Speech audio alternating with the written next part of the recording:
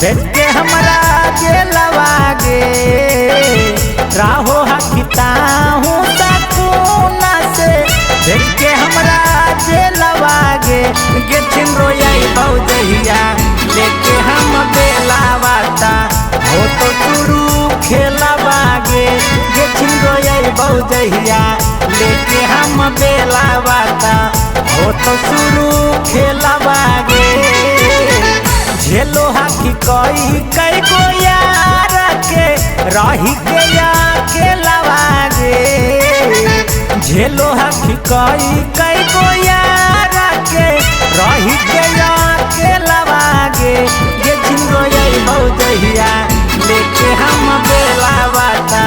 हो तो शुरू खेलवा गे ये झिंगो यही भौजहिया लेके हम बेलावाता शुरू हो तो खेलवा गे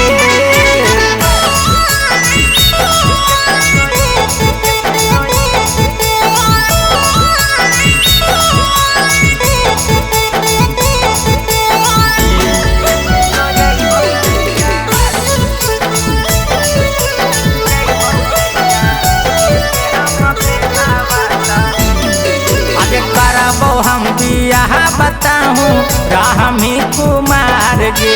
खोजालो से मिलत नहीं छौरी तोरा भतार गे आगे करबो हम बियाह बताऊँ राहमी कुमार गे खोजालो से मिलत नहीं छौरी तोरा भतार गे गली गली खोजा मिताबो मिलत नहीं खेले वाला खेलवा गे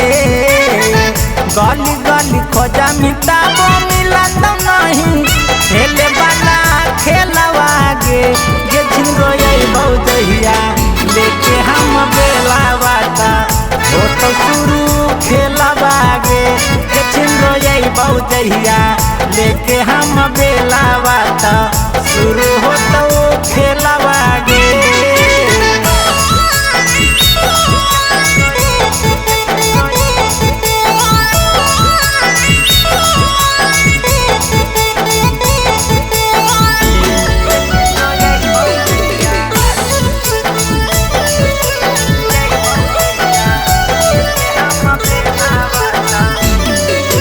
छोरा बो नहीं तोरा के छिनरो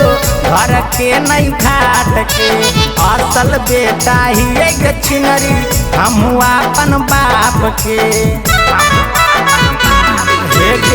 छोरा बो नहीं तोरा के छिनरी घर के नहीं घाट के